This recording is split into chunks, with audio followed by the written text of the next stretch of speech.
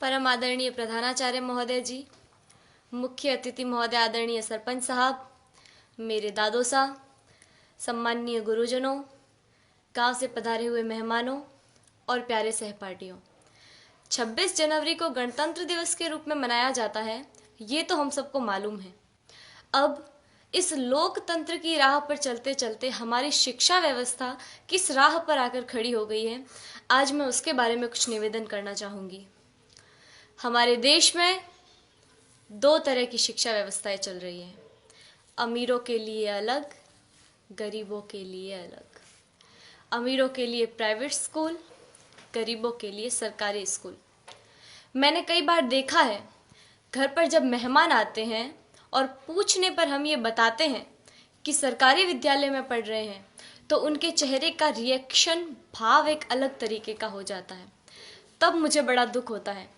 उन सभी लोगों से मैं ये निवेदन करना चाहूँगी कि आप बहुत बड़ी गलतफहमी में हैं, क्योंकि शिक्षा का जो स्रोत है, शिक्षा जहाँ से आती है, वो आदरणीय शिक्षक है।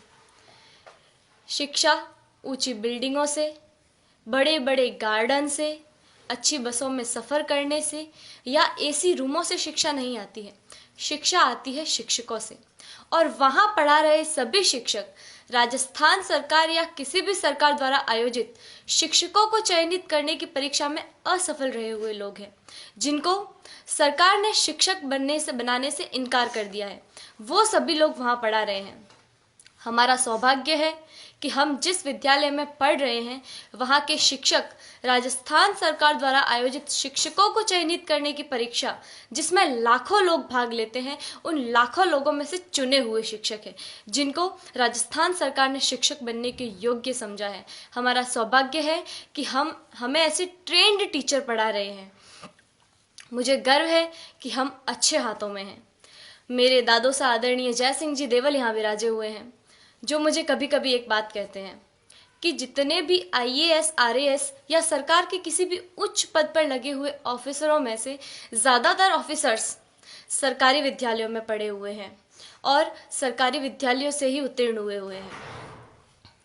वर्तमान में एक डॉक्टर, एक इंजीनियर, एक वकील, एक बिजनेसमैन, यहाँ तक कि इन विद्यालयों में पढ़ा रहे शिक्षक भी अपने बच्चों को सरकारी विद्यालयों में पढ़ाना नहीं चाहते हैं। आखिर क्या कारण है? इसका कारण है संसाधनों का अभाव। मैं आप गांव वालों से भी एक निवेदन करना चाहूँगी कि कहीं कोई गरबा हो, गणेश चतुर्थी हो, कोई आयोजन हो, कोई आर्केस्ट्रा हो या कहीं धरना देना हो, तो आप लोग हज़ारों की संख्या में पहुंच जाते हैं और हज़ारों की तादाद में रुपया खर्च करते हैं, लेकिन इस विद्यालय की तरफ कभी किसी ने झांक कर नहीं देखा। इस विद्यालय की ओर देखने का किसी को भी समय नहीं है। मैं आप गाँव वालों से ये निवेदन करना चाहूँगी कि जितना जोश आप उधर उन कार्यक्रमों में दिखाते हैं, उतना ही जोश आप इधर इन विद्यालयों के लिए दिखाएं।